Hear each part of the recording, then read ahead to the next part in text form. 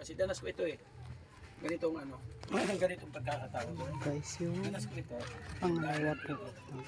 Nagkaroon ako ng parang tampo sa kanya. Sabi ko, bakit bibigyan ako ng ganito? Ayoko na magsimba. Galit ako sa iyo. Ganun, parang nagkaroon ako ng ganun. Pero narealize ko, kung lalayo ako sa kanya, mas lalo ako susubukin.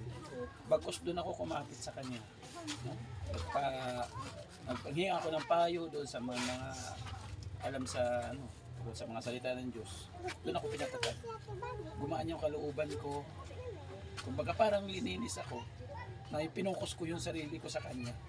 So doon unti-unti yung problema nawawala. Paunti na paunti. Hindi ko na mamalayan. Nare-resolve at nare-resolve. Basta kasama natin siya. Diba?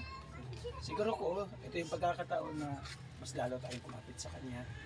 Huwag tayo magtampo sa kanya. Huwag tayo magalit sa kanya. Bagkus, dapat natin tatagan, tapangan natin yung ating sarili. Tatagan natin yung ating pagsasama para makita niya na talagang itong binigyan ko ng pasubok ay talagang deserving na malagpasan niya. So, ganun dapat. Kasi may gagamitin ng instrumento ang Panginoon Diyos para sa solusyon ng problema ninyo. Katulad namin, nandito kami ngayon. So, di natin alam, malay natin, kami yung kasangkapan na sinugo ng Panginoon Diyos para ilaad ang problema ninyo at kung paano kami makakatulong sa abot kayang paraan na may pagtulong. So kami naman, nagbabase tayo sa mga may mabubuting puso na naandyan. So kami yung magiging tulay para doon sa solusyon ng problema ninyo. Di ba? Basta magdasal tayo. Yun lang sabi ko, magdasal tayo para kahit paano patatagin tayo. Palakasin din natin.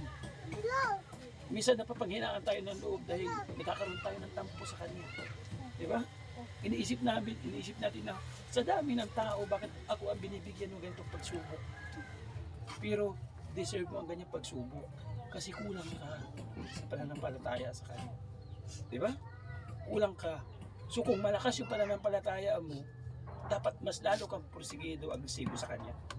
Lord, bigyan mo ako ng sign, bigyan mo ako ng liwanag para